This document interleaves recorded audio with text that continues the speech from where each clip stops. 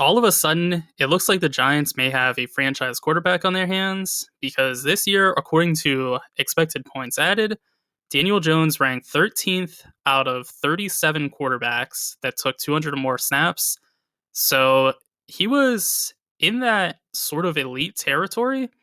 And for context, in 2021, he ranked 25th out of those same quarterbacks in expected points added. So he really took a huge step forward this year, which is in no small part due to having an improved offensive line and slightly better weapons than he did last year. But for the most part, it was a progression of Jones himself as he just played a lot more confidently, especially down the stretch, and seemed like he could really buy into the Brian Dable coaching, which in years past, Daniel Jones has not had really coaching to buy into. So it's a mix of external factors and Daniel Jones himself improving. Whatever the case may be, though, it's really enticing that Jones has shown so much progression in such a short period of time because it leads you to believe that there still might be improvement to be had as well, which, if there is, we're talking Daniel Jones could be an elite quarterback. Shifting to their offensive line now, that's an area they're still going to need to see some growth in because they were ninth worst in pass protecting according to PFF grades, and they're 14th in run blocking, so they were at least okay in that regard, but they're really going to need to see some improvement on the pass protecting front, and I think they have the potential to see that because Andrew Thomas is a top 5 offensive tackle in football. Even if he doesn't get talked about very much, he is just an exceptional, fundamental, great hand usage lineman. And he's also a really solid athlete as well. So he has basically everything you would look for. The other tackle, Evan Neal, he really struggled in his rookie year, but he was justifiably a top 10 pick in last year's draft. So there is cause for concern. You obviously don't want to see somebody struggle mightily in their rookie year, but at the end of the day, he does have the body at 6'7", 350 pounds to be an elite tackle moving forward. And he also doesn't have the worst hand usage. He's not elite in that regard, but he could be far worse. So there are some reason to be optimistic for him. And after them, the interior is pretty solid, I would say. Mark Lewinsky is a very solid guard. He's a really solid run blocker, but he's also pretty good as a pass protector as well. He's not great, but he's a solid guard. John Michael Schmitz was a really solid center prospect in this year's draft. He ended up getting drafted in the late second round, but he is probably going to enter the league pro ready as he's 24 years old already. And he's on a good trajectory because he had 3 really good years of college and he just improved every single year. And what's nice is he's going to improve their already okay run blocking because he is one of the best run blockers in the entire country. And pass protection wise, he's no slouch. I would say he's above average, not elite in that regard. So he's going to increase their production on both aspects of the game. And that's something they really need because John Feliciano was an okay center, but I think right off the rip, John Michael Schmitz might actually be the better player. And especially in a few years from now, I think Schmitz is going to be definitively the better player. And their last offensive lineman is Ben Bredesen, and he's okay. I would say he's a little bit below average, but he's not a glaring weakness as a pass protector or run blocker. So they do definitely have some weaknesses on the line, but if they have any improvements from Evan Neal and if Schmitz can hit the ground running, they really might be a solid unit. As we look at their weapons now, there's a pretty strong disconnect between what the advanced football minds think and what the stats are telling us, because Isaiah Hodgins was 25th out of 113 receivers according to PFF's grades, and I think there's a real strong argument that he wasn't even their best receiver last year. It was Darius Slayton, because Hodgins was 83rd in yards per reception and 70th in yards per game, whereas conversely, Slayton was 6th in yards per reception and 52nd in yards per game. So those are pretty on the verge of being elite numbers for Slayton, and it's even more impressive when you figure out that Daniel Jones does not like to throw the ball deep. He was the shortest throwing quarterback according to average depth of target among all players last season, with 20% or more of snaps at quarterback. And that includes the Colt McCoys of the world as well. So that really tells you something. Daniel Jones just does not fire it deep, and Slayton was still uber efficient in the targets he was getting. So, in my opinion, Slayton is their best receiver, and I don't think it's particularly close. I think Slayton is not some guy you want to build your offense around necessarily. I think in an ideal world, he's actually a number 2 wide receiver, but I think he's kind of penciled into being their number 1. Hodgins, I'm not completely rejecting the notion that he could be something, because I do think there is some, telling with his grade being as good as it was, but you have to look at the numbers as well and let them do some of the speaking, and they're coming in loud and clear and saying that he did not have a great year. Somebody that did have a great year, though, was Darren Waller, who was a fantastic get for the Giants. He's a little bit of an awkward fit because he's going to do most of his work in the slot, just like Cole Beasley will, and Jamison Crowder, and also Paris Campbell, and Sterling Shepard. So it's very clunky. They have about 5 guys that can play in the slot, which, if you don't know, the slot is in between an outside receiver. You're the slot if you're having an outside receiver to your side and you're on the inside of them. So it's a bit odd, and I don't totally understand what they're trying to do, because you can really only have 1 to 2 slots on any given play. And if you have 2 slots, you're doing something a bit interesting, because you're probably putting 4 wide receivers out there, or you're putting a tight end out wide and allowing for another receiver to be in the slot. So it's a bit confusing. I can guarantee you they're not going to be able to use all 5 of their slots at one time, but the talent for Waller is definitely there. Waller was second among tight ends in yards per reception, only behind not Travis Kelce, Chig Okonkwo, and he was 9th in yards per game for tight ends as well. So he is an elite playmaker, and he's another one that I don't think he gets talked about nearly enough in regards to just how good of a player he is, because I think he is definitively still in that top 5 tight end ranking, and I think a lot of people, if they include him in there, it's sort of based on name recognition more so than realizing just how good he actually is, which is, again, the stats are pretty loud and clear with him. He had a limited season this year due to injuries, which is a bit concerning because he is getting a little bit up there in age, and when injuries start, they might not stop, especially as you get older, but he is so good when he plays that I have no fear with him being in a clunky fit for an offense. I still think he's going to be just fine because he is just that talented of a player. And to round out the rest of their weapons, I think they are probably going to go with Sterling Shepard as their main slot guy, which, again, is hard to say because they just have so many possible slot receivers. But I think Shepard is the best of them when healthy, which, again, like Waller, Shepard was not healthy this past year. But I think for the most part, he's been healthy throughout his career. It seems from 2016 to 2021, he has been healthy more often than not. So that is something that is positive for them. They probably should have their lead slot guy. And if not, they have 20 guys that can replace him as well.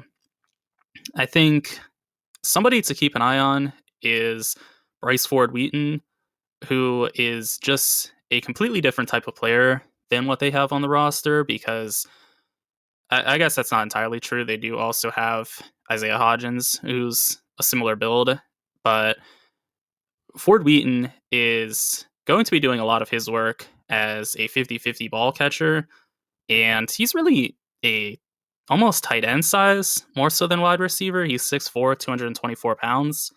So I think he could be something for them, but it's just going to be hard to break into this offense because, again, they're going to have a ton of slot guys, and the outside is not really an issue with Slayton and Hodgins being two productive players in that realm. So there is definitely going to be some talented players that are not going to make this roster.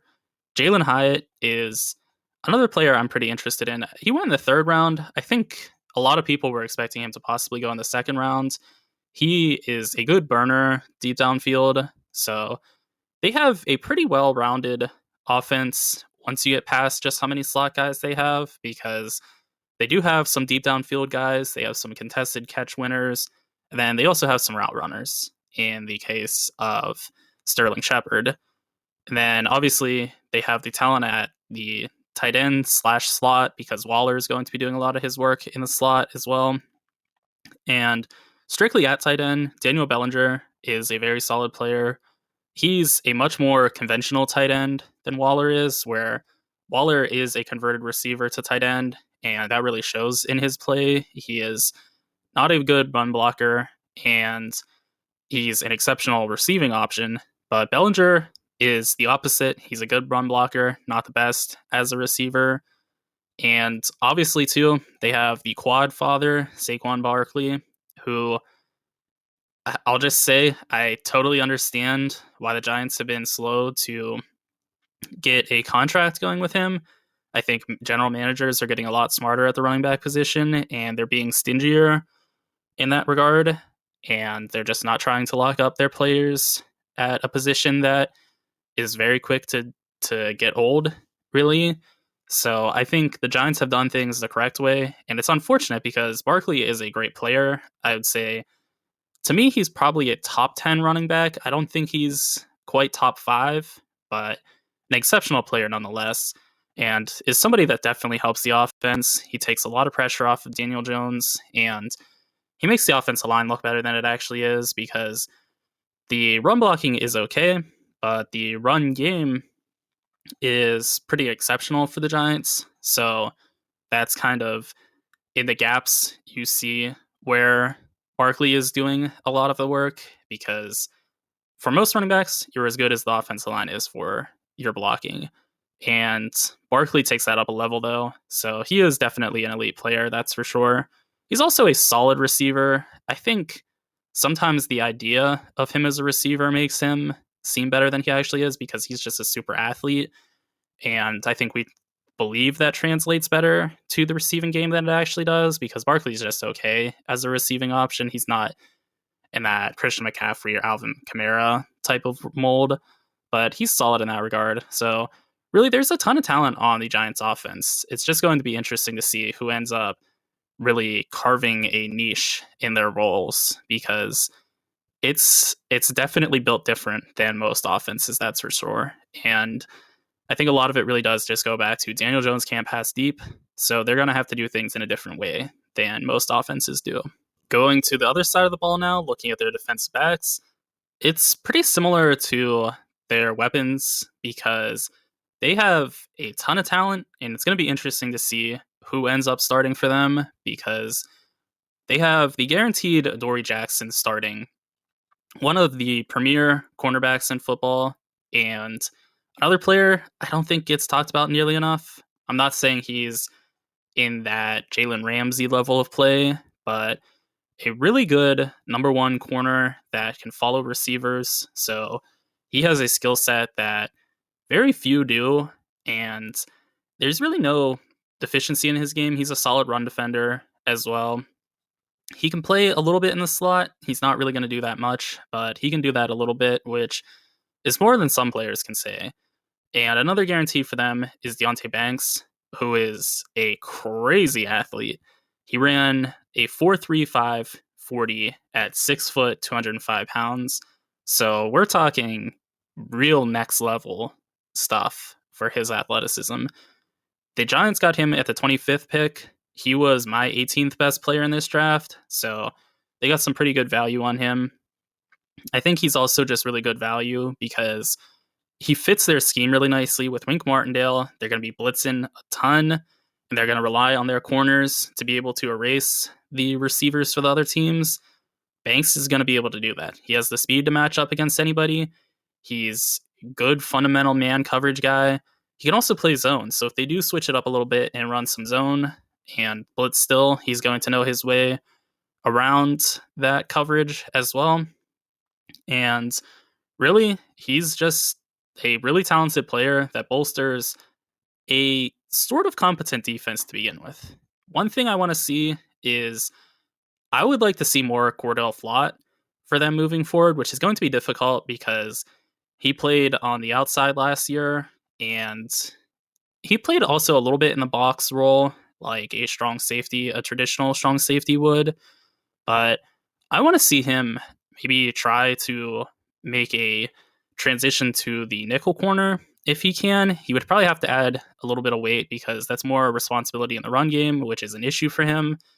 And he's 175 pounds, so he's a bit light for the position right now.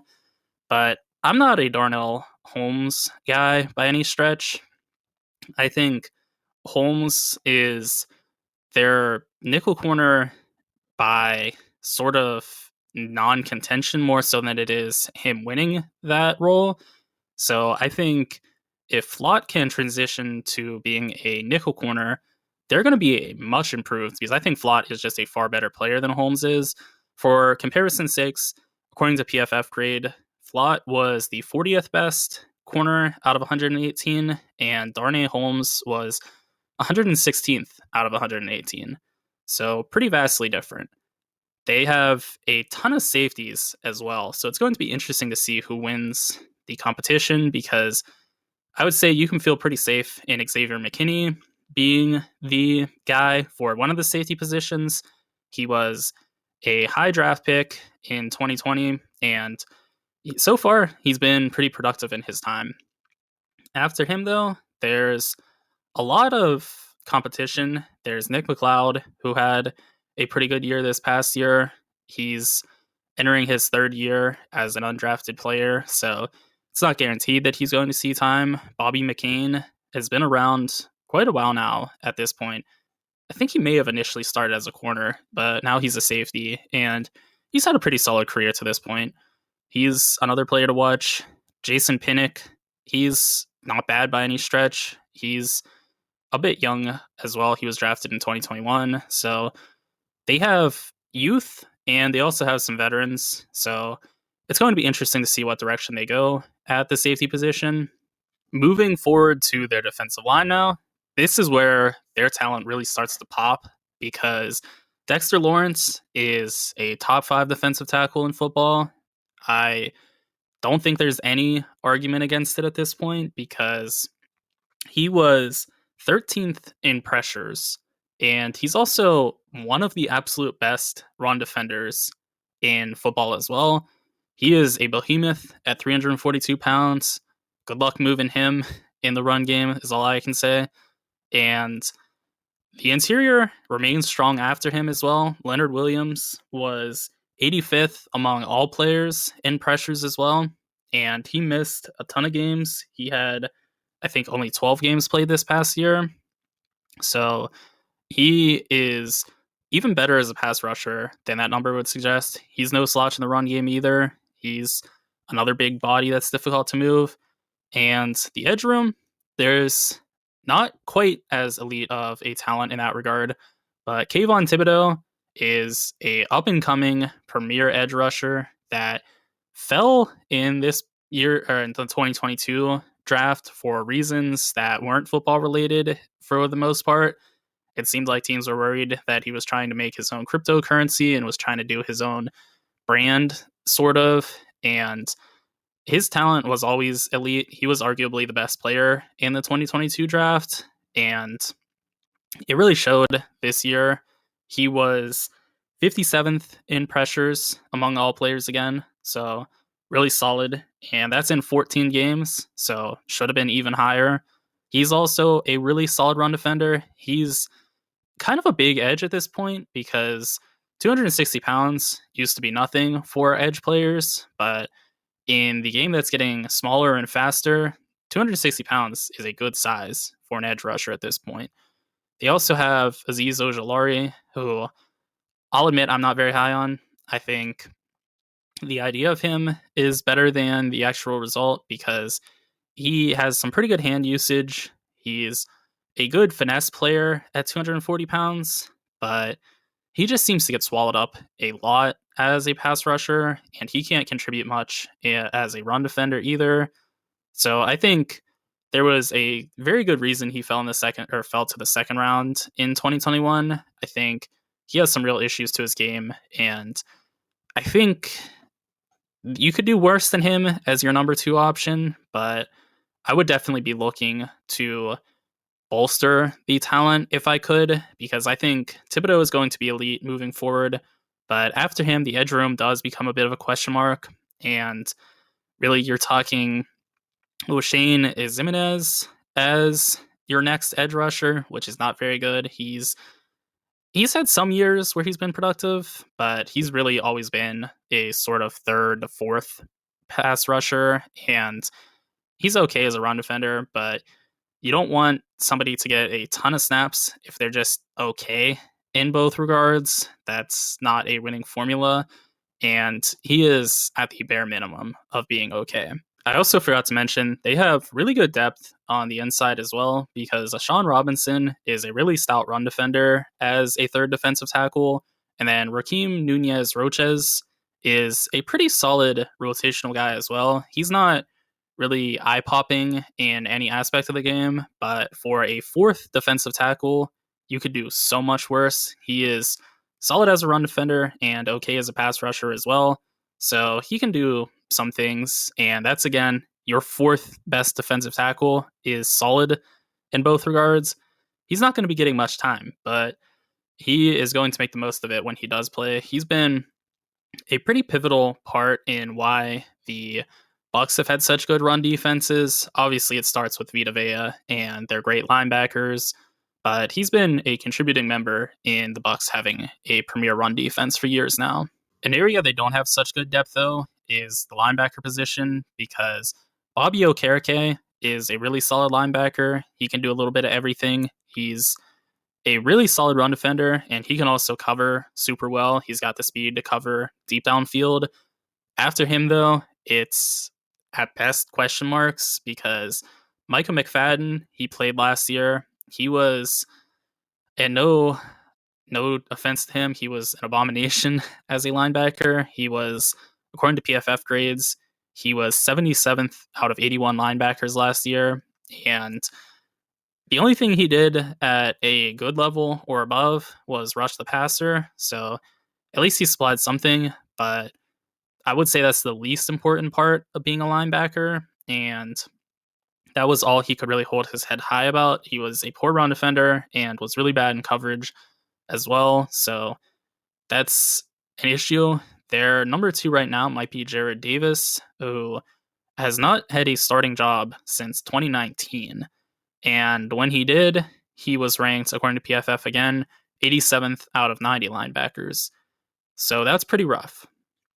I have advocated for them to get Cal Van Noy. I think that would take their roster talent up quite a bit, because right now it is a pretty glaring need for a linebacker. And again, they don't really have a great third edge situation. So that's a regard that Van Noy could help with in both aspects.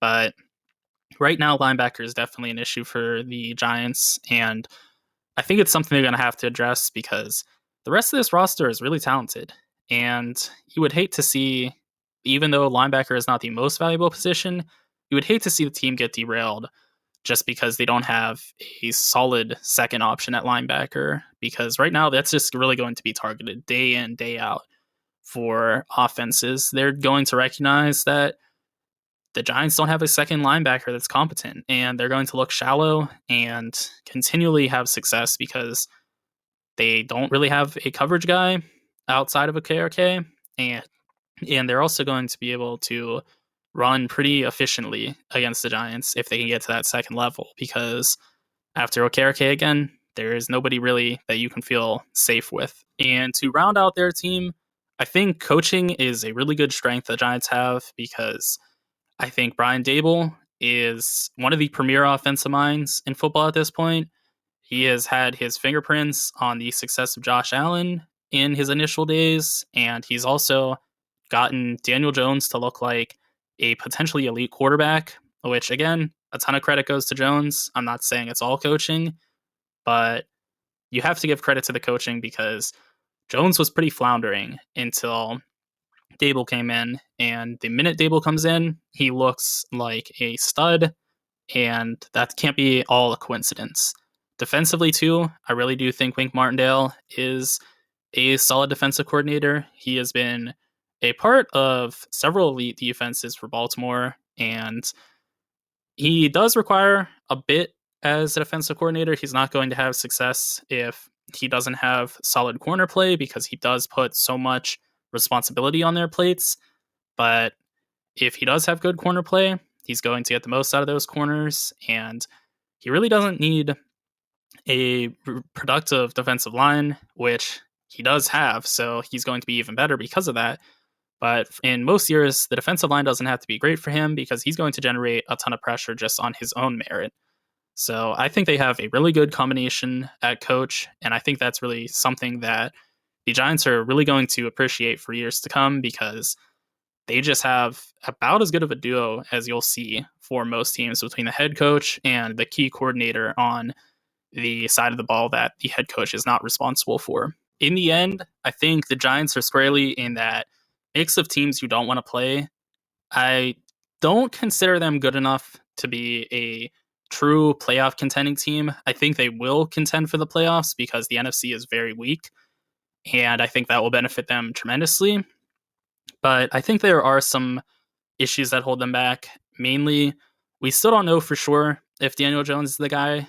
He has been paid like he is, and this past season, he definitely was in that very solid tier of quarterback that he's going to be able to win a ton of games if the talent around him is right. But the issue is, too, they don't have the greatest weapons. Darren Waller is the only guy I feel really confident in. And I also like Darius Slayton and Sterling Shepard, but I am sort of on the thinking of them being a second or third option. And they're going to be that because Waller is going to be their number one option. But I just think it's not the greatest receiving room. And there are still some questions on their offensive line for sure. The pass blocking continues to be an issue, and it wasn't as big of an issue this past year as it has been in the years past with Daniel Jones, but fumbling is always an issue with him. And the offensive line, unless they do take that huge step up this year, which is definitely possible, that's going to be exasperated because they're going to be allowing a ton of pressure. Defensively, I don't actually have a ton of questions for them. I think their talent is pretty darn legit at this point, but I do really question their linebacking room. It's right now Bobby Okereke and nobody else, which is just pretty nerve-inducing for me. And I think they're going to rely a ton on young players in the secondary, which they're talented players, but they're unproven for the most part. So it'll be interesting to see how it all comes together because, again, Martindale is going to put a ton of responsibility on them, and it'll be interesting to see if they sink or swim. I think, though, again, the Giants are definitely a team you don't want to play because they do have a ton of talent, and then they're coached about as well as anybody. But I think they may have looked a little bit better this past year than they're actually going to look moving forward.